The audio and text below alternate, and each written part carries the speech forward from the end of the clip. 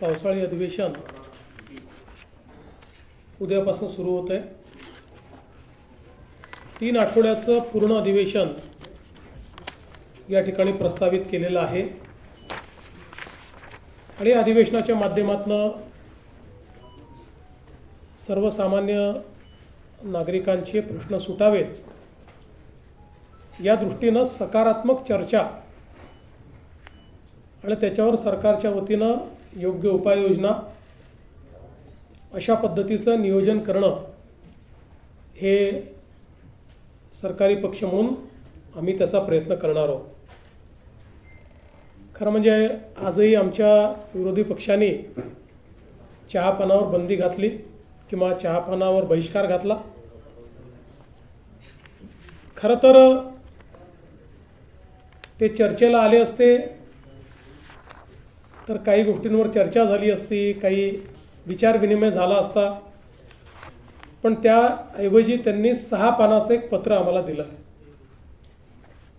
एक गोष्ट चांगली आहे की मागच्या वेळी पत्रावर सह्या नाहीत अशी टीका झाल्यामुळे यावेळी पत्रावर सह्या दिसत आहेत। पण आपल्यापैकी ज्यांनी पत्र बघितलं असेल त्यांच्या लक्षात येईल की आधीच सगळ्यांच्या सह्या वेगळ्या पानावर घेऊन ठेवल्या आहेत आणि त्याच्यावर 6 पानाचं पत्र जोडलेलं आहे। त्याच्यामुळे हरकत नाही, पण किमान म्हणजे काहीतरी आमचे विरोधक लक्षात घेत आहेत, ही अतिशय चांगली गोष्ट आहे। आणि आपण जर बघितलं तर हा जो काही सह्यांचा जो काही एका कागदावर त्या ठिकाणी हाताने पृष्ठ क्रमांक लिहिलेला आपल्याला पाहायला मिळतो, त्यातून लक्षात येतं की ते वेगळं जोडलेलं आहे। आपण जर हे पत्र बघितलं, मला थोडी शंका आली म्हणून मी जरा चेक केलं तर माझ्या लक्षात आलं की हे पत्र देखील ChatGPTने तयार केलं आहे। एआयचा उपयोग करून, म्हणजे पत्रही तयार करण्याकरता आता विषय राहिले नाहीत, कल्पकता राहिली नाही किंवा प्रश्नांचं आकलन जे आहे ते आकलन राहिलेलं नाही। त्यामुळे एआयचा उपयोग करून, पण मला या गोष्टीचा आनंद आहे की किमान टेक्नॉलॉजीचा उपयोग हे विरोधक करायला लागलेले आहेत। ही चांगली गोष्ट आहे।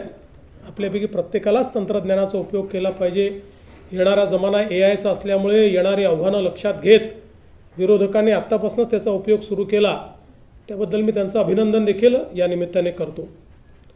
आणि खरं तर आपण बघितलं पाहिजे की आता या ठिकाणी यावेळी जयंतराव वेळेवर पोचले या पत्रकार परिषदेमध्ये, कारण आपण कनेक्टिंग लिंक तयार केलेली असल्यामुळे ते कुठेही ट्रॅफिकमध्ये अडकले नाहीत आणि या ठिकाणी ते पोचले।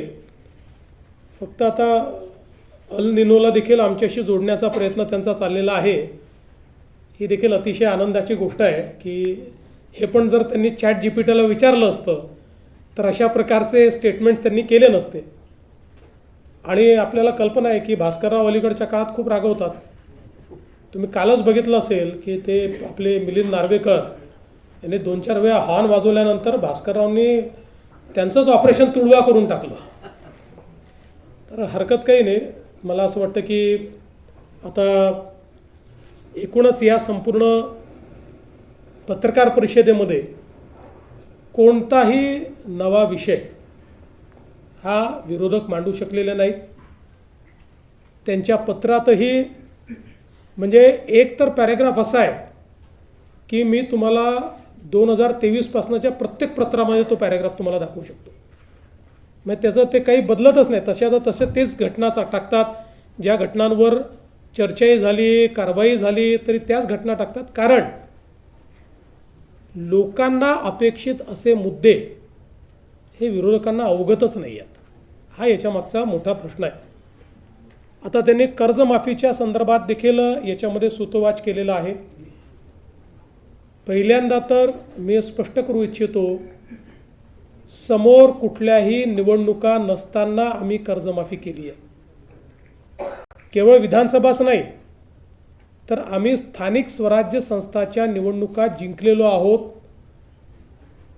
तरी देखील आम्ही हा विचार केला नाही की आता काय करायचं आहे। आता 2029ची निवडणूक आहे, त्यामुळे 28 किंवा 29 मध्ये कर्जमाफी करू असा विचार आम्ही केला नाही, कारण आमच्याकरता कर्जमाफी हा राजकीय विषय नाही.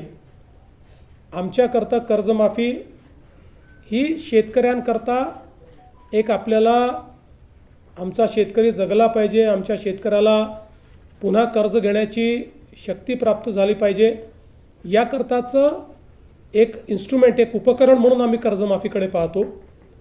यापूर्वीही जेव्हा आम्ही कर्जमाफी केली होती तेव्हाही मी सांगितलं होतं की कुठल्याच कर्जमाफीने शेतकरी कधी श्रीमंत झाला नाही.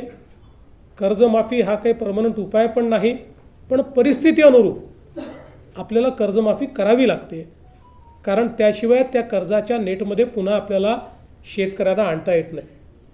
पण हे करत असताना यावेळी आपण एक कमिटी तयार केली आणि त्या कमिटीला हे काम दिलं होतं की त्यांनी शॉर्ट टर्मच्या उपाययोजना, लॉंग टर्मच्या उपाययोजना, बँकिंग सिस्टीमवर त्याचा होणारा परिणाम, या सगळ्या गोष्टीचा विचार करून त्या संदर्भातला रिपोर्ट द्यावा.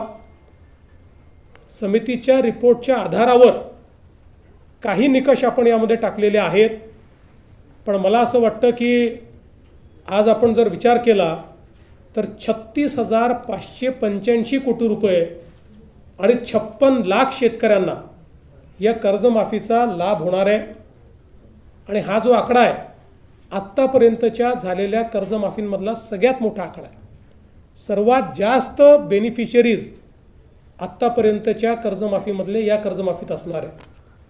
त्यामुळे काही गोष्टी निश्चितपणे आपण केलेल्या आहेत की बँकिंग सिस्टीम जी आहे त्या बँकिंग सिस्टीमवर जर ताण आला आणि बँका जर त्या ठिकाणी अडचणीत आल्या तर उद्याच्या काळामध्ये आजच आपण पाहतो आहे, मागच्या काळात नागपूरसारखी बँक, वर्धेसारखी बँक, बुलढाणासारखी बँक, या बँका अडचणीत आल्यामुळे आज या जिल्ह्यांमध्ये कर्ज घेणाऱ्या शेतकऱ्याची संख्या ही मोठ्या प्रमाणात कमी झालेली आहे.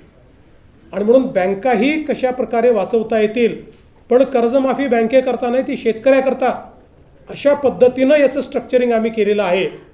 आणि म्हणून हे आता 2 लाखाचं सांगतात, मागच्या काळामध्ये 2 लाखाच्यावर 2 रुपये झाले तरी यांनी कर्जमाफी दिलेली नाही. आम्ही मात्र वरचे पैसे भरले तर 2 लाख रुपये त्याच्या खात्यामध्ये भरतो आणि तेही 10% शेतकरी आहे. बाकी सगळे शेतकरी, मी एक्झॅक्ट आकडेवारी सभागृहात देईल, पण बहुतांश शेतकरी हे 2 लाखाच्या आतले शेतकरी आहेत आणि त्यांना सगळ्यांना आपण कर्जमाफी देतो. वारंवार 3-3 वेळा आपण कर्जमाफी करत असताना कुठेतरी कर्ज भरण्याची जी काही सिस्टीम आहे ती सिस्टीम ही कोलॅप्स होऊ नये, की सरकार कर्जमाफी करणारच आहे अशा पद्धतीची भावना तयार होऊ नये म्हणून काही उपाययोजना याच्यात समितीने सांगितल्या, त्या उपाययोजना आपण केल्या. पण ही कर्जमाफी जशी पुढे जाईल तसं एक याच्यात उपसमिती केली आहे. मी आणि दोन्ही उपमुख्यमंत्री आणि काही मंत्री त्या उपसमितीत आहेत. आम्हाला सगळे अधिकार हे या उपसमितीला मिळालेले आहेत. या उपसमितीच्या माध्यमातून ही कर्जमाफी पुढे जात असताना ज्या ज्या अडचणी येतील किंवा जिथे कुठे असं वाटतंय की शेतकऱ्यावर अन्याय होतोय किंवा काही बदल करण्याची आवश्यकता आहे, ते सगळे अधिकार आम्हाला दिलेले आहेत. त्यानुसार त्या त्यावेळी योग्य निर्णय हे आम्ही निश्चितपणे त्या ठिकाणी घेऊ. खरं म्हणजे एक राज्यामध्ये खूप अडचणीची परिस्थिती तयार झालेली आहे. अल निनोमुळे पाऊस खूप लांबलेला आहे आणि मोठ्या प्रमाणात पावसाचं डेव्हिएशन आहे. जर आपण जून महिन्याच्या पावसाचा विचार केला तर आत्तापर्यंत सरासरीपेक्षा 80% कमी पाऊस पडलेला आहे. आणि तो आपण जर बघितला तर विदर्भात 80%, मध्य महाराष्ट्रात 83% आणि कोकणात तर सरासरीच्या 86% कमी आहे. मराठवाड्यामध्ये मराठवाड्यात ओव्हरऑलच पाऊस कमी पडत असल्यामुळे तो 69% कमी आहे. त्यामुळे ही अत्यंत चिंतेची बाब आहे. काही जिल्ह्यांमध्ये तर अजून पावसाचा एक थेंबही पडलेला नाही. आत्ता जे काही IMDने आज आपल्याला माहिती दिलेली आहे त्या माहितीप्रमाणे कोकणामध्ये 23 जूनपासनं पावसाचा थोडासा जोर धरेल. आणि काही प्रमाणात पाऊस, जोराचा पाऊस हा काही दिवसात आपल्याला तो पाहायला मिळेल. पण विदर्भ असेल किंवा मराठवाडा असेल, इथे मात्र कमी किंवा मध्यम पाऊसच सध्या आहे. त्यामुळे जुलैच्या पहिल्या आठवड्यापर्यंत खूप पाऊस किंवा पेरणीलायक पाऊस अद्याप तरी सर्वदूर दिसत नाही आहे. काही भागात येईल तो, पण स्कॅटर्ड येणार आहे. आणि म्हणून आमची सर्व शेतकऱ्यांना विनंती असेल की सातत्याने आम्ही ॲडवायझरी देतो आहोत. राज्य सरकारच्या ॲडवायझरीप्रमाणे म्हणजे 100 मिलीमीटर पाऊस जेव्हा जमिनीत जातो त्यानंतरच या पेरण्या करणं हे अपेक्षित आहे. त्यानुसार आपण सगळा फोरकास्ट आणि सगळ्या सूचना या शेतकऱ्यांना देतो आणि शेतकऱ्यांनी निश्चितपणे मला असं वाटतं की त्याच्याकडे लक्ष देऊनच हे करावं. पाणी साठा देखील सध्या मर्यादित आहे. राज्यात एकूण 24% पाणी साठा आहे, जो मागच्या वर्षी या दिवसांमध्ये 33% होता. नागपूर विभागात 35% आहे, अमरावती विभागात 38% आहे, छत्रपती संभाजीनगर विभागात 26% आहे, पुणे विभागात केवळ 14% आणि कोकणात 29% आहे, नाशिक विभागात 24% आहे. त्यामुळे एकूणच आपण जी काही शेतीकरता पाण्याची आवर्तनं होती ती काही प्रमाणात आता आपण त्याच्यात बंदी घातली, विशेषतः उपस्यावर बंदी घातली आवर्तनापेक्षा. कारण आपल्याला समजतं की उपस्यावरही बंदी घातली तर काही शेतकऱ्यांची अडचण होईल, परंतु पावसाचा जोपर्यंत ठिकाणा लागत नाही तोपर्यंत पुढच्या काळाकरता पिण्याचं पाणी हे राखून ठेवणं गरजेचं आहे. अन्यथा मान्सून जर लांबला तर पाण्याचं दुर्भिक्ष्य, पिण्याच्या पाण्याचं दुर्भिक्ष्य तयार झालं तर मात्र खूप मोठं संकट हे महाराष्ट्रावर उभं राहील. आणि म्हणून काही प्रमाणात थोडी शेतकऱ्यांची नाराजी पत्करून देखील आम्ही उपसा जो आहे तो आता त्या ठिकाणी बंद केलेला आहे. बाकी आपल्याकडे बियाण्यांची परिस्थिती अगदी चांगली आहे. भरड धान्याचं पीक जर लोकांनी थोडं शेतकऱ्यांनी जास्त घेतलं तर कमी पाण्यात देखील ते मॅनेज होऊ शकतं. आता इंधन आणि गॅसच्या पुरवठ्यातही काही फार अडचणी राहिलेल्या नाही आहेत. आणि मला असं वाटतं की आता खतांच्या संदर्भातही मिश्र खतं योग्य पद्धतीने उपलब्ध आहेत. युरियाची थोडी कमतरता आहे, पण एकदम कमतरता आहे असं नाही आहे. त्याच्यामध्ये थोडं लक्ष देऊन आपण युरियाचं जे काही वाटप आहे ते करण्याचा प्रयत्न या ठिकाणी करतो आणि केंद्र सरकार त्याचा पुरवठा देखील आपल्याला या ठिकाणी करते. आज खरं म्हणजे विरोधकांनी आपल्या पत्रामध्ये नीट परीक्षेचा उल्लेख केलेला आहे.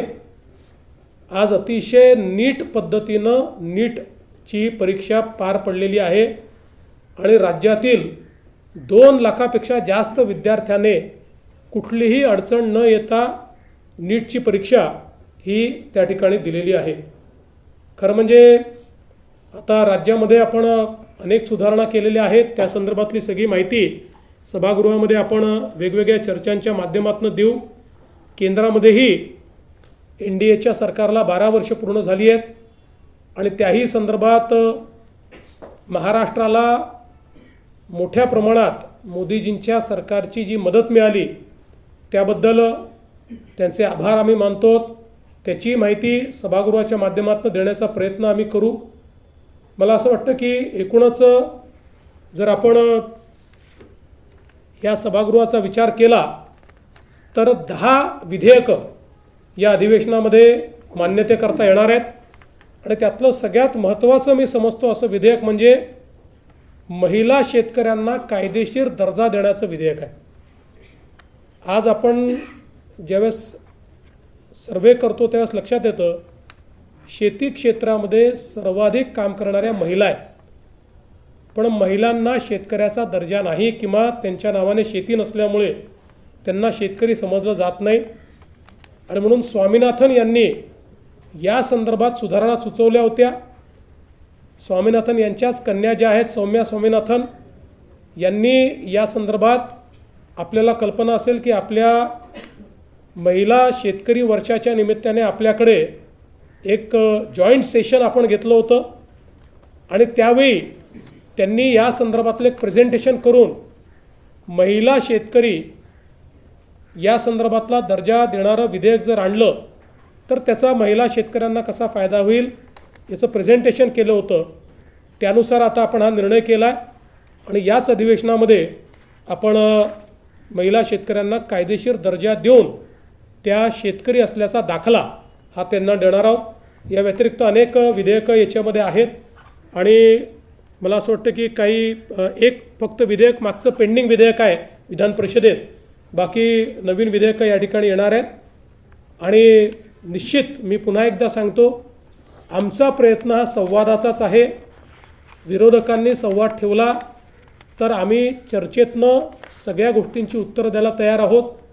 राजकारण केलं तर राजकीय उत्तर मिळेल, समाजकारण केलं सामाजिक उत्तर मिळेल, हितांकरता निर्णय केले किंवा हितांकरता चर्चा केली तर हितकारी अशा प्रकारचेच त्या ठिकाणी उत्तरं मिळतील.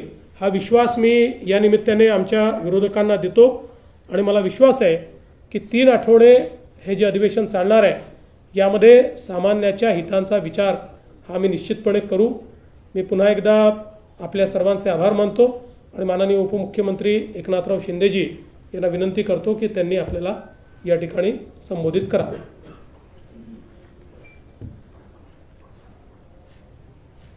पत्रकार परिषदेमध्ये सगळ्यांचं मनापासून स्वागत. उद्यापासून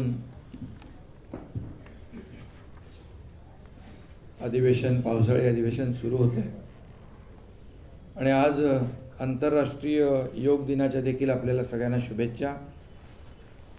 आदरणीय प्रधानमंत्री नरेंद्र मोदीजींनी योगाला जागतिक स्तरावर नेण्याचं काम केलं, त्यामुळे आम्ही सगळ्यांनी योगा केलेला आहे सकाळी. येस. आणि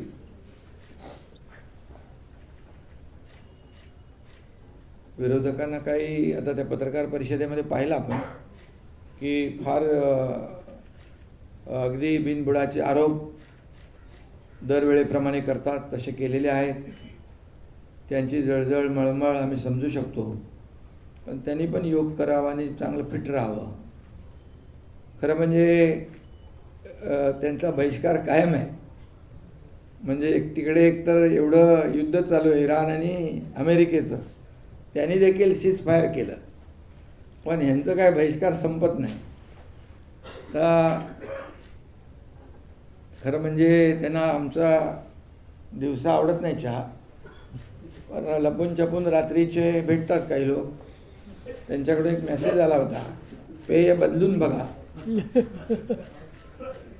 जाऊ द्या, गमतीचा भाग आहे. परंतु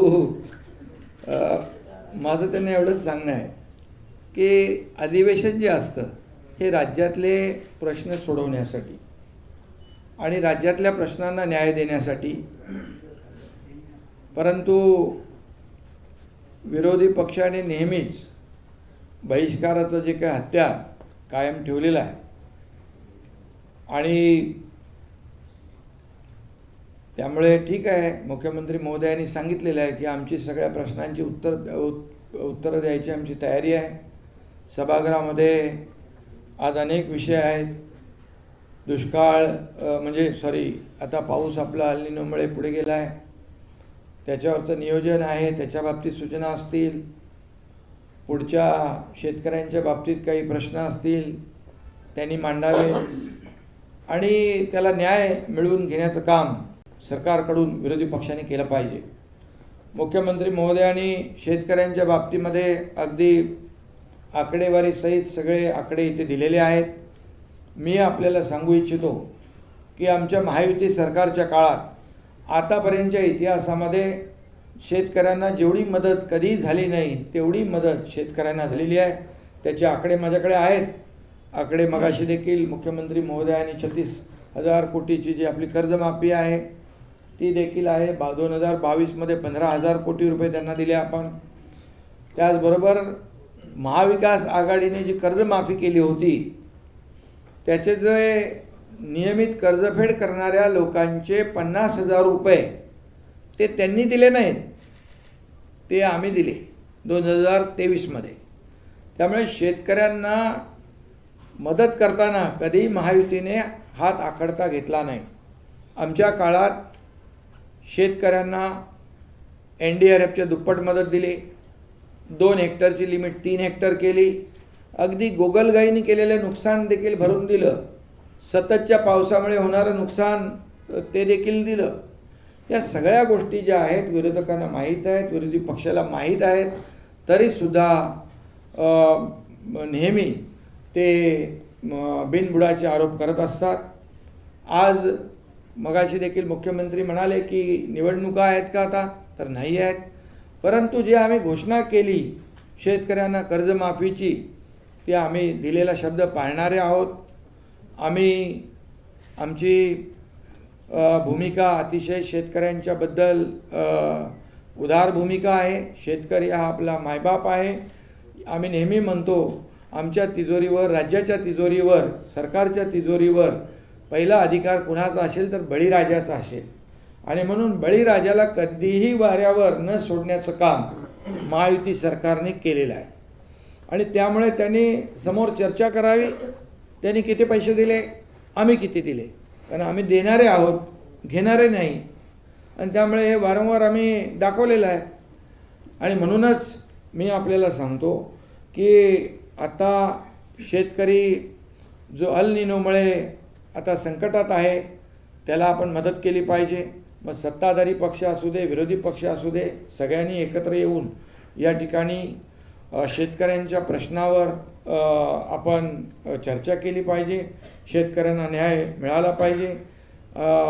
त्याचबरोबर पेरण्यांच्या बाबतीमध्ये देखील मुख्यमंत्री म्हणाले पेरण्यांची देखील घाई करता कामा नये, दुबार पेरणीची वेळ येता कामा नये, याच्याबद्दल देखील आपले सगळे लोक मार्गदर्शन करतायत. आणि म्हणून आपल्याला लवकरात लवकर पाऊस पडावा आणि शेतकऱ्यांना एक मोठा दिलासा मिळावा अशा प्रकारचं आपण सगळेच जण प्रार्थना करतो आहे. आणि नेहमीच राजकारण तर आपण राजकारण नेहमी करतोच आहे, परंतु जेव्हा अधिवेशन असतं त्यावेळेस मात्र थोडं राजकारण बाजूला ठेवून आपण समाजकारण केलं पाहिजे. आणि या राज्यातल्या शेतकरी असतील, कष्टकरी असतील, लाडक्या बहिणी असतील, कामगार असतील, सगळे जे कोणी लोक असतील यांना न्याय मिळवून कसा आपल्याला देता येईल. आणि विरोधी पक्षाचं काम जिथं सरकार चुकत असेल नक्की विचारा, परंतु सरकार चांगलं काम करत असेल तरीसुद्धा बिनबुडाचे आरोप करायचे, ठोकत राहायचं, ह्या सगळ्या काही गोष्टी योग्य नाही आहेत. मी आपल्याला सांगतो 2.5 वर्षाच्या माझ्या मुख्यमंत्रीपदाच्या कारकिर्दीत जी कामं झाली तुमच्या समोर आहेत, पण मुख्यमंत्री देवेंद्रजींच्या आता 1.5 वर्षाच्या काळात देखील आपण पाहिले तर आम्ही 300 निर्णय घेतले. सर्वसमावेशक गृहनिर्माण धोरण आणलं, 35 लाख लोकांना घरं द्यायचे आहेत. झोपडपट्टी मुक्त महाराष्ट्रासाठी क्लस्टर योजना, समूह पुनर्विकास योजना ती करतोय. मुंबई पुणे मिसिंग लिंकचं उद्घाटन आम्ही केलेलं आहे. ग्रामीण पेयजल धोरण आम्ही आणलेलं आहे. प्रशासन अधिक कार्यक्षम आम्ही करतोय. सरकारी विभाग वाढवून मुख्यमंत्री महोदयांच्या मार्गदर्शन 46 आपण केलेत. ग्रामीण भागात 3,500 किलोमीटरचे रस्ते आम्ही बांधतोय. 90,000 कोटींच्या उद्योगांना प्रोत्साहन दिलेलं आहे. 20,000 रोजगार मिळतील. आणि राज्यात AI धोरण, मगाशी तुम्ही बोललात ते AI त्यांनी पत्रामध्ये AI वापरलेलं आहे. AI धोरण आम्ही जाहीर करतोय. त्याचबरोबर विकसित भारत जी योजनेची प्रभावी अंमलबजावणी देखील आम्ही करतोय. विरार अलिबाग मल्टीमॉडल कॉरिडॉर आम्ही करतोय. त्याचबरोबर अनेक depot, gateway of India metro 23,487 कोटीला मंजुरी दिली आहे. सांडपाणी प्रक्रिया पुनर्वापर धोरण 424 शहरांना लाभ देणारं धोरण या ठिकाणी आम्ही आणलं आहे. तुम्हाला एकच सांगतो, मुंबई महापालिका 20-25 वर्षे ज्यांच्या ताब्यात होती, सिमेंटचे रस्ते जाऊ द्या, साधे STP पण नव्हते, सगळं प्रदूषित पाणी समुद्रात जात होतं.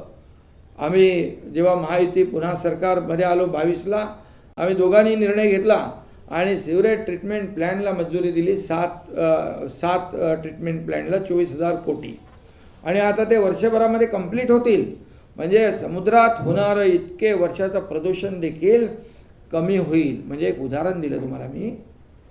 त्यामुळे सगळे स्टे होते ते पण आम्ही काढून, ते जाऊ देते, खूप जुनं झालं. आणि स्पीड ब्रेकर काढून टाकले.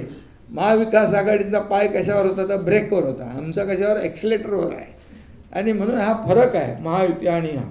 आणि त्यामुळे आता खूप मोठ्या प्रमाणावर इन्फ्रास्ट्रक्चरमध्ये आपण नंबर 1 आहोत, GDPत नंबर 1 आहोत, स्टार्टअपमध्ये नंबर 1 आहोत, FDIमध्ये नंबर 1 आहोत, सगळीकडे नंबर 1 आहे. नवी मुंबईचं एअरपोर्ट त्याचं लोकार्पण झालं. आता ठाणे आणि नवी मुंबई विमानतळ उन्नत मार्ग आम्ही करतोय. मुंबई आणि नवी मुंबई एअरपोर्टला मेट्रोने जोडतोय. हे सगळे प्रकल्प सांगण्याचं कारण आपल्याला की ते म्हणतात काय केलं काय केलं काय केलं.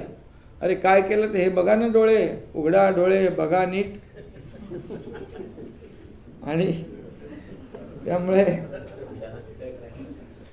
मी काय कोणाचा प्रचार करत नाही भाई, परंतु विरोधी पक्षाने देखील सरकार किती गतिमानतेने वेगाने काम करतोय याचं ॲप्रिशिएशन सोडा, पण टीका टिप्पणी करताना खोटे आरोप करू नका. आज देशाचे प्रधानमंत्री नरेंद्र मोदीजी जे 12 वर्ष कार्यकाळ झाला, आज 12 वर्षामध्ये 2014 पूर्वीची आपण परिस्थिती पाहिली, 2014 नंतरची परिस्थिती पाहिली देशाची, म्हणजे महाराष्ट्राला काय ते काँग्रेस पार्टीने 2 लाख कोटी दिले होते ना, 2 लाख कोटी 2 लाख कोटी 10 वर्षात. मोदी साहेबांनी 2 लाख कोटी 10 वर्षात, आणि 10 वर्षात मोदी साहेबांनी 12 लाख कोटी रुपये दिले. तरी मोदी साहेबांच्या नावाने खडे फोडतात, त्यांच्यावर आरोप करतात. आणि म्हणून महाराष्ट्राच्या विकासाला चालना देण्यासाठी आम्ही जातो त्यांच्याकडे. आम्ही दिल्लीमध्ये गेलो तरी पोटात दुखते, मी गावी गेलो तरी पोटात दुखते. आता काय करायचं आहे. आणि म्हणून मोदी साहेबांनी सडळ असते या ठिकाणी आपल्या 76,000 कोटीचं वाढवण बंदराला आज एक जागतिक दर्जाचं वाढवण बंदर होत आहे. का पोटात दुखतंय तुमच्या?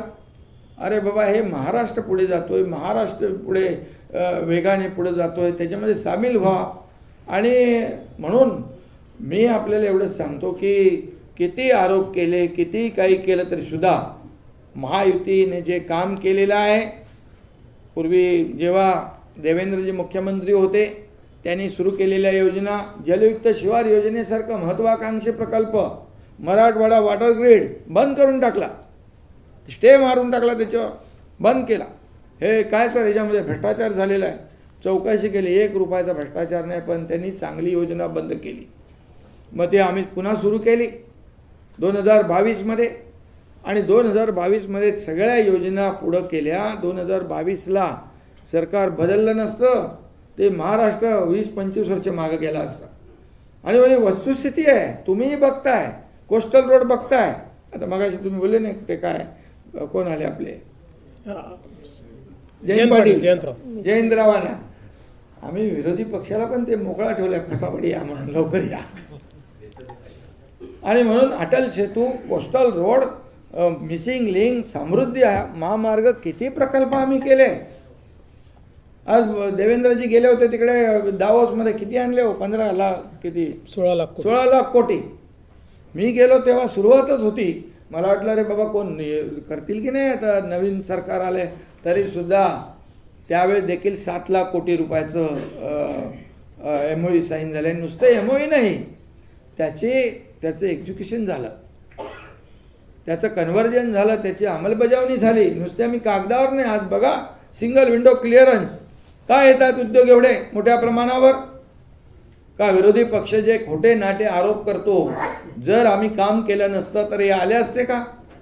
या झालेल्या निवडणुकांमध्ये महापालिका, स्थानिक स्वराज्य संस्थांमध्ये एवढा मोठं यश महायुतीला मिळालं असतं का? अरे म्हणाले बिनविरोध झाले निवडणूक. अरे बिनविरोध झाले, तुमचे उमेदवार पळून गेले तर आम्ही काय करणार? आणि त्यामुळे विरोधकांनी आत्मचिंतन केलं पाहिजे, आत्मपरीक्षण केलं पाहिजे.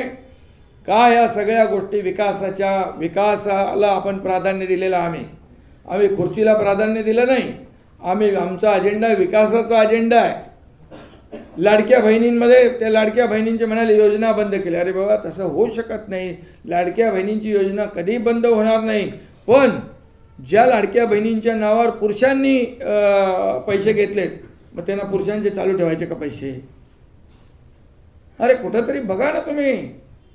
आणि का कोण त्याच्यामध्ये KYC मध्ये बाबा याच्यामध्ये का आपण रद्द केलंय? आणि पात्र आमची लाडकी बहीण एकही वंचित राहणार नाही योजनेपासून, हे देखील पत्रकारांना आम्ही तर आपल्या माध्यमातून त्यांना सांगतो, अरे तुम्ही बोलताय लाडकी बहीण लाडकी बहीण, जेव्हा लाडकी बहीण योजना सुरू केली तर कोर्टात कोण गेलं होतं? कोर्टात तेच गेले होते, बंद मिळू नये म्हणून लाडक्या बहिणींना. आणि त्यामुळे ते जाऊ द्या, परंतु आम्ही लाडकी बहीण योजना सुरू केली, राबवली, पुढेही चालू राहणार. आणि या सगळ्या योजना ज्या आहेत, या सगळ्या योजना बघा, कर्जमाफीचा आम्ही निर्णय घेतला, मुख्यमंत्र्यांनी अर्थसंकल्पीय अधिवेशनामध्ये घोषणा केली, त्याचं आता शेतकऱ्यांना वाटप सुरू होत आहे. आणि मग आम्ही बोलतो ते करतो, दिलेला शब्द पाळतो. आम्ही प्रिंटिंग मिस्टेक कधी म्हणत नाही, प्रिंटिंग मिस्टेक झाली म्हणून निवडणुकीत बोलायचं असतं, करायचं कुठं असतं, असं नाही आहे. आणि म्हणून महायुती सरकार जे आहे या ठिकाणी महाराष्ट्राला पुढे घेऊन चाललं आहे. डबल इंजिन सरकार आहे, केंद्र सरकारचं पूर्ण पाठिंबा आहे. आणि म्हणून मी आपल्याला एवढंच सांगतो, यावं त्यांनी सभागृहामध्ये बोलावं, चर्चा करावी, प्रत्येक प्रश्नाला ते जबाब मिळेल. पायऱ्यांवर जाऊन फक्त स्टंटगिरी करायचं सोडून द्या. आणि लोक बघतात, लोक पाहतात. आणि म्हणून विरोधी पक्षाला देखील ते संख्या कमी असली तरीसुद्धा आम्ही त्यांना मान देणार. शेवटी लोकशाहीमध्ये आम्ही सत्तेत असलो तरीसुद्धा त्यांचा अनादर करणार नाही. परंतु त्यांनी देखील या ठिकाणी जे आहे वस्तुनिष्ठ बोललं पाहिजे. फुकटचं काहीतरी खोटे नाटे आरोप करता कामा नयेत, एवढंच माझी त्यांना सूचना आहे. बाकी तर उद्यापासून तुम्हाला कळेलच सगळं.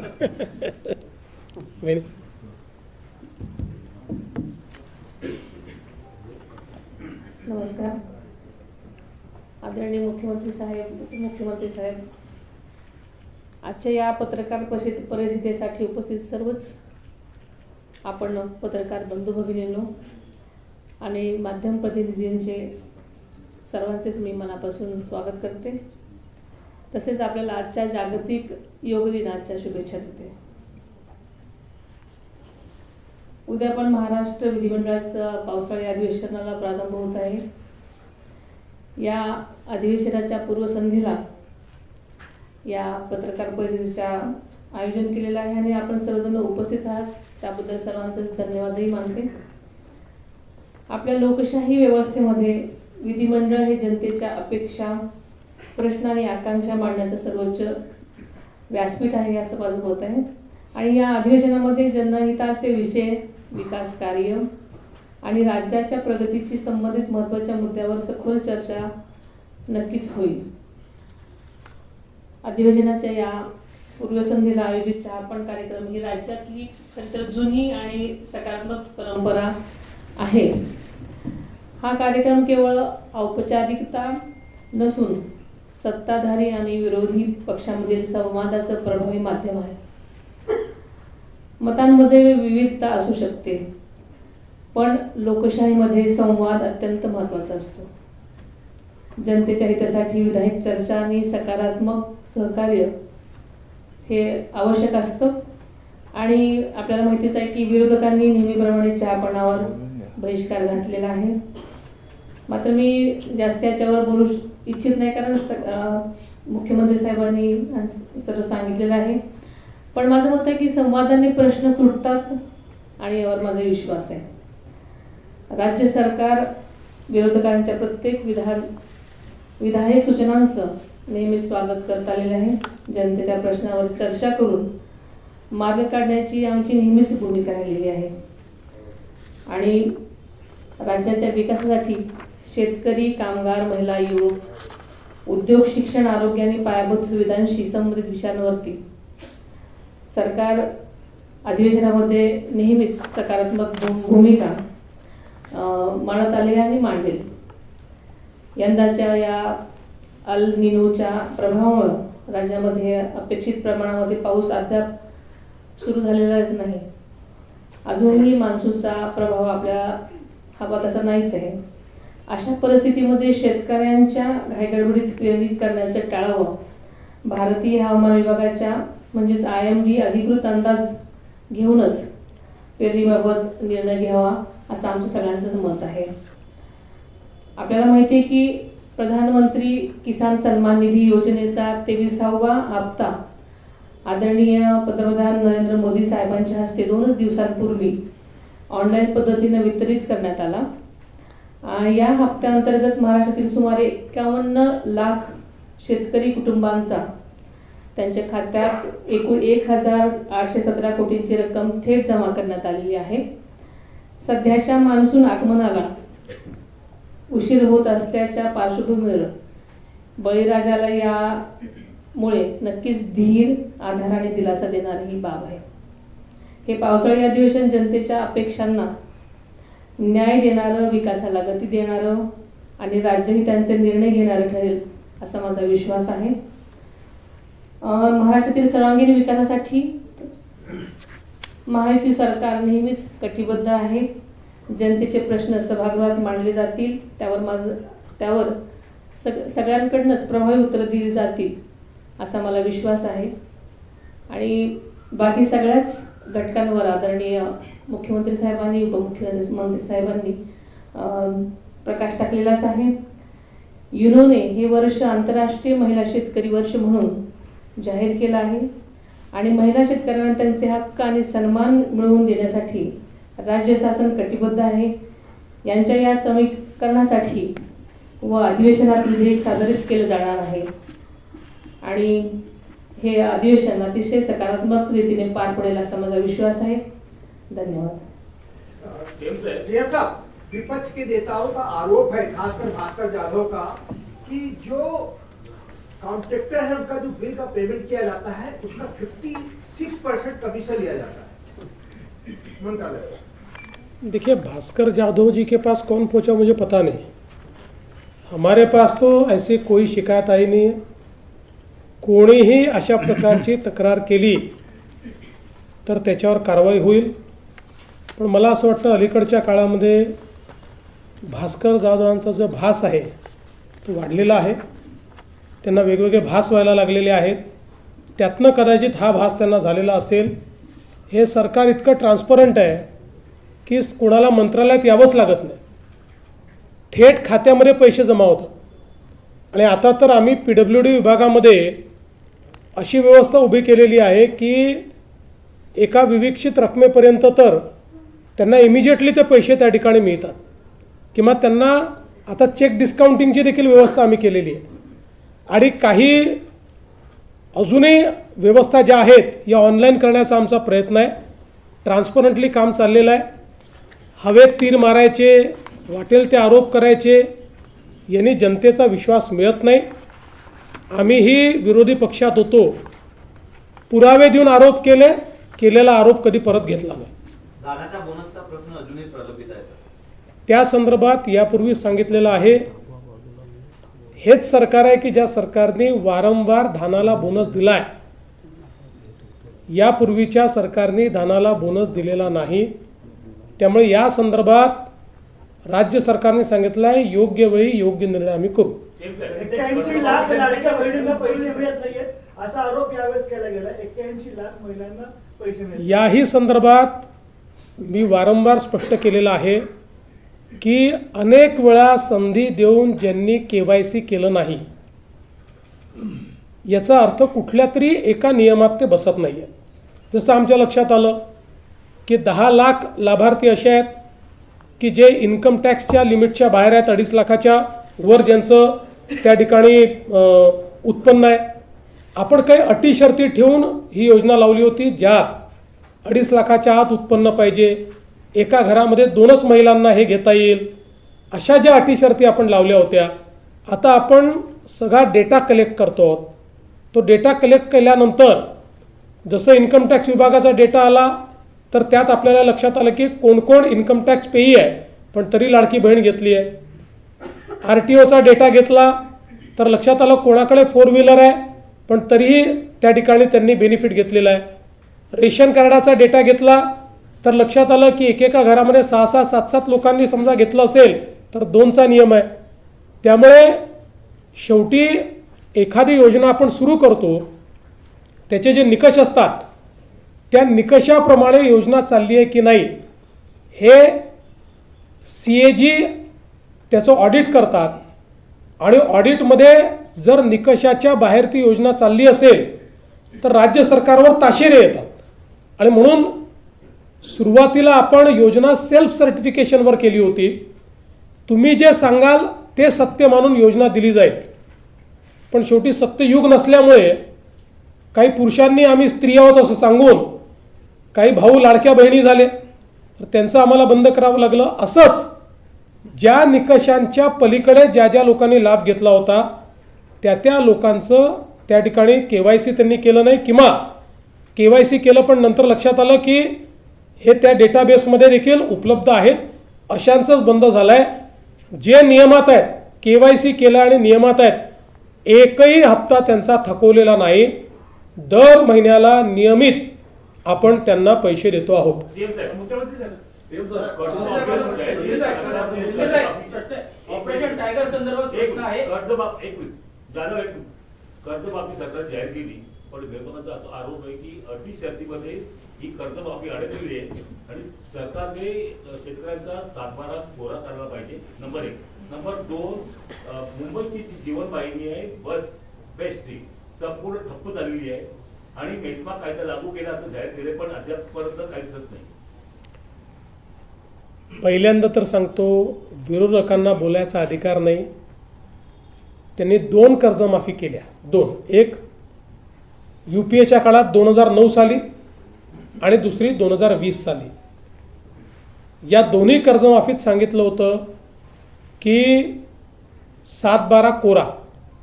मग तुम्ही 2020 साली 7/12 कोरा केला होता, तर आम्हाला 2026 साली कर्जमाफी का द्यावी लागते? त्यामुळे मुळातच पुन्हा एकदा सांगतो, कर्जमाफीचा जो काही उद्देश असतो तो जे शेतकरी कर्ज मिळण्याकरता अपात्र झालेले आहेत ते पुन्हा कर्ज घेण्याच्या परिस्थितीत आले पाहिजेत, एलिजिबल झाले पाहिजेत, याकरता कर्जमाफी करायची असते. दुसरं, आपण कर्जमाफी ज्यावेळेस करतो त्यावेळी जो नियमित कर्ज भरणारा शेतकरी आहे त्याला हे वाटू नये की मी कर्ज थकवलं असतं तर फायदा झाला असता, मी कर्ज भरलंही चूक झाली, म्हणून त्यालाही आपण मदत करतो आहोत. त्यामुळे मी पुन्हा एकदा सांगतो, अटी आणि शर्ती काहीच नाहीत. ज्या काही अटी आपल्याला पाहायला मिळत आहेत त्या उलट UPA सरकारच्या ज्या काही कर्जमाफी आहेत त्यापेक्षा चांगल्या अटी आहेत, सोप्या आहेत. आणि एकच यामध्ये आम्ही प्रयत्न करतो की बँकिंग सिस्टीम आपली जी आहे त्याच्यावर अनिष्ट परिणाम होणार नाहीत, अशा प्रकारचा प्रयत्न आम्ही करतो आहोत. तेवढाच एक प्रयत्न याच्यामध्ये आहे. त्यामुळे कुठलाही अभ्यास न करता नुसतं अटीशर्ती म्हणायचं, ज्यावेळी शेतकऱ्यांना याचा लाभ होईल त्यावेळी विरोधकांची तोंड बंद होतील. आणि बेस्टच्या संदर्भात माननीय उपमुख्यमंत्री त्या संदर्भात बैठक घेणार आहेत आणि त्यातनं मार्ग काढण्याचा प्रयत्न आहे. पण हा इल्लीगल स्ट्राईक आहे, त्यामुळे जरी इल्लीगल असला तरी शेवटी आपल्याला लोकांना त्या ठिकाणी फायदा झाला पाहिजे, लोकांना त्रास कमी झाला पाहिजे, या दृष्टीने या संदर्भात बैठक होणार आहे. ऑपरेशन टायगर संदर्भात प्रश्न आहे. खासदार ओमराजे निंबाळकर हे संपलं काय सगळं? आहेत काही प्रश्न. खासदार ओमराजे निंबाळकर नाराज आहेत, त्यांच्यावरती ठाकरे गटाकडनं खूप जहरी टीका करण्यात आली, त्यांना रील स्टार देखील म्हणण्यात आलं. तेच ओमराजे निंबाळकर उद्या मातोश्रीवरती जाणार आहेत. नेमकं ऑपरेशन टायगर संदर्भात काय सध्या स्थिती आहे? 6 खासदार जे आहेत त्यांची एकत्र गट स्थापन केल्यानंतर तुमच्यामध्ये पक्षप्रवेश होणार आहे का त्यांचा? लवकरच तुम्हाला ब्रेकिंग न्यूज मिळेल. आम्ही ऑपरेशन अर्धवट करत नाही, फुलफूट करतो आणि ते तुम्हाला माहीत आहे, अनुभवी आहे. ओमराजे निंबाळकरांच्या बाबतीत आपण म्हटलं, खरं म्हणजे काल त्यांच्या वडिलांच्या हत्येचा खटला कोर्टामध्ये निर्णयासाठी होता. ते स्वतः आणि त्यांचा कुटुंब पूर्ण एका वेगळ्या दुःखामध्ये होतं आणि अशा संवेदनशील परिस्थितीमध्ये त्यांना शिवीगाळ करणं आणि आरोप प्रत्यारोप करणं, त्यांच्याकडे होते तेव्हा ते अगदी जमिनीवरचा कार्यकर्ता म्हणून म्हणणं आणि नंतर आरोप करणं रील स्टार म्हणून, हे सगळं जे आहे, सकाळी आरोप करतात, खासदारांना शिव्या देतात, संध्याकाळी त्यांच्या रात्री गपचूप जाऊन घरी जाऊन पाय धरतात. हा खरं म्हणजे एक केमिकल लोचा आहे. आणि मी आपल्याला सांगू इच्छितो की जे काही आता चर्चा सुरू आहे ह्या सगळ्या झूट आहेत. तुम्हाला थोडं थांबा, ब्रेकिंग न्यूज मिळेल. हे ऑपरेशन यशस्वी आहे आणि बॉडी एकदम सुदृढ आहे. राज ठाकरे काल याविषयी असं म्हणाले की अमित शहा 29ची तयारी करतायत म्हणून भाजपमध्ये न येता हे लोक शिवसेनेत गेले. तुमचं मत काय? मी काल एक मीम पाहिला. त्या मीममध्ये राज ठाकरे शांतपणे झोपलेले आहेत आणि त्या ठिकाणी लिहिलं आहे, मला शांत झोप लागते कारण माझ्याकडे खासदारी नाही, आमदारी नाही, कोणी जाण्याचा प्रश्नच नाही. मुख्यमंत्री एटीएसने 2-3 याद्या दिल्या सरकारला आणि त्या हजारो बांगलादेशांच्या याद्या आहेत. सरकारने पोलिसांनी कारवाई केली त्यांच्यावरती, पण ते बांगलादेश शासकीय योजनामध्ये आहेत आणि याला जवळजवळ वर्ष व्हायला आलं तरी सुद्धा त्यांचा शोध लागत नाहीये. तर ह्या संदर्भात काय करणार आहे का? हा शोध आता लावणं सुरू झालेला आहे आणि तो शोध लावणं आता याकरता सोपं झालेलं आहे की आता पश्चिम बंगालमध्ये भारतीय जनता पक्षाचं राष्ट्रीय विचारांचं सरकार आलं आहे. मुळामध्ये आमचा प्रॉब्लेम हाच असायचा की ज्यावेळी आम्ही आयडेंटिफाय करायचो, आयडेंटिफाय केल्यानंतर लक्षात यायचं की बांगलादेशी आहे, पण पश्चिम बंगालमधल्या कुठल्या तरी गावातनं सगळी कागदपत्र, जन्माचा दाखला, रेशन कार्ड, सगळी दाखलं त्यांनी तयार केलेली असायची. त्यामुळे त्यांना डिपोर्ट करण्याकरता मोठी प्रोसेस करावी लागायची. त्या जिल्ह्यात जाऊन ती कागदपत्र खोटी आहेत ही त्या ठिकाणी प्रूव्ह करावी लागायची. आता सुदैवाने अशा पद्धतीची कारवाई पश्चिम बंगालमध्ये कोणाला करता येणार नाही. त्यामुळे आता डिपोर्टेशन हे फास्ट होईल. नीटच्या पेपरमध्ये 40 विद्यार्थ्यांनी आत्महत्या केली, तर आपण साधा दिलासा सुद्धा त्यांच्या परिवारांना दिला नाही, तर त्यामुळे काँग्रेस जनता पार्टीला नवीन अभिजित निपे पुढे येतोय, काय सांगणार आपण? प्रत्येक ठिकाणी आंदोलन पण तो करतोय. पहिल्यांदा तर मला असं वाटतं की हे जे काही आकडे आपण देतोय, अर्थात एकाही मुलाने आत्महत्या केली असेल तर ते दुःखाचीच गोष्ट आहे, पण 40 वगैरे असे जे आकडे आपण देतोय, मला असं वाटतं की थोडं संवेदनशीलतेने हे आकडे आपण दिले पाहिजेत. दुसरं, या ठिकाणी आता आपण सगळ्यांनी जी काही तो कुठला तुम्ही काय काक्रोच का काय त्याची आंदोलनं बघितली, कोणाचाही रिस्पॉन्स त्याला नाही. म्हणजे काही ठिकाणी कम्युनिस्ट पक्षाचे लोक गेले, काही ठिकाणी काँग्रेसने लोक पाठवले, तरी 1000-1200चा आकडा पूर्ण करू शकत नाही. त्यामुळे मला असं वाटतं की याच्यावर फार विचार करण्याची आवश्यकता नाही आहे. सतेज पाटलांनी असं म्हटलं आहे की महायुती सरकारमध्ये भावकीचा वाद सुरू आहे आणि त्यामुळे सर्वसामान्य प्रश्नांकडे लक्ष द्यायला सरकारकडे वेळ नाही. तर तसा वाद काही सुरू आहे का? कोण म्हणाला? सतेज पाटील. त्यांच्याकडचा सुटला वाद? नाही, सुटला असेल असं मला वाटतं. म्हणजे होता का नाही मला माहीत नाही, पण सुटला असेल असं आपण त्या ठिकाणी समजू. आमच्यात फक्त भावकी आहे, वाद नाही आहे. नुकताच वर्धापन पार पडला पक्षांचा आणि त्यामध्ये उद्धव ठाकरे असं म्हणाले की वेळ प्रसंगी मी माझ्या शिवसेना पक्षप्रमुख पदाचा राजीनामा द्यायला तयार आहे आणि कुठल्याही एका सामान्य शिवसैनिकाला मी त्या पदी बसवायला तयार आहे. तुमच्या दोघांचंही मत हवं आहे. आणि याच्यावर लागून एक प्रश्न आहे की या संदर्भात उद्धव ठाकरेंच्या या मेळाव्यामध्ये त्यांचे आले असणारे शिवसेना धनुष्यबाणच्या ऐवजी त्यांचा रूप भाजपवरच अधिक होता. पहिल्यांदा तर उजाडलेल्या गावाची पाटीलकी मी सोडतो असं म्हणणं, ओसाड गावाची पाटीलकी सोडतो असं म्हणणं, आता हे कितपत योग्य आहे हे आपण सगळ्यांनी लक्षात घेतलं पाहिजे. बघा, शिवसेना म्हणजे काय आहे? हा पक्ष नाही आहे.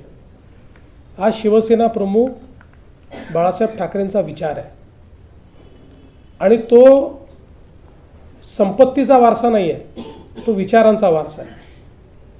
तो विचारांचा वारसा ज्या क्षणी त्यांनी सोडला त्या क्षणी ज्यांना विचार मान्य होते ते सगळे वेगळे झाले आणि त्या सगळ्यांनी एकनाथराव शिंदेजींच्या नेतृत्वामध्ये हा विचारांचा वारसा पुढे नेण्याकरता शिवसेना ही जिवंत ठेवली आणि आज आपण बघतोय की सातत्याने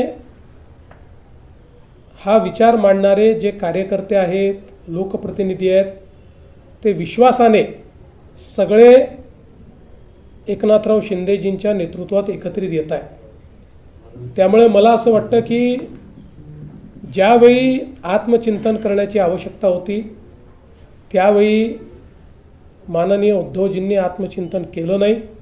हा त्याचा परिणाम आहे. आज आता कोणाच्याही मनात ही शंका उरलेली नाही. बाळासाहेबांची शिवसेना म्हणजे एकनाथराव शिंदेजी चालवत आहेत तीच शिवसेना आहे. बाळासाहेबांचा धनुष्यबाण आता एकनाथराव शिंदेजींच्या सोबत आहे, त्यांच्या जवळ आहे आणि बाळासाहेबांचेच विचार ते पुढे नेत आहे.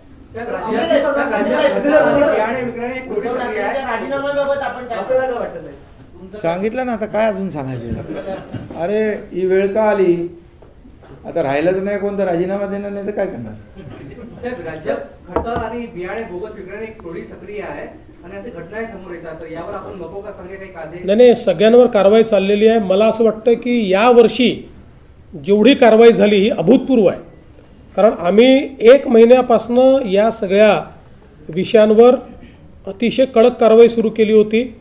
सर्वात जास्त परवाने सस्पेंड करण्याचं काम यावेळेस केलेलं आहे आणि कुठल्याही परिस्थितीत शेतकऱ्यांना बोगस बियाणं मिळू नये आणि बोगस खतं मिळू नये याचा प्रयत्न आमचा चालला आहे. अंमली पदार्थांच्या वाढत्या तस्करीवर सुद्धा विरोधकांनी टीका केली की यावर मला असं वाटतं की आपल्या सगळ्यांकरता, म्हणजे केवळ विरोधकांकरता नाही, आमच्याही करता हे मोठं आव्हान आहे आणि याचा समर्थपणे सामना करण्याकरता देश पातळीवर आता आम्ही योजना तयार केलेली आहे.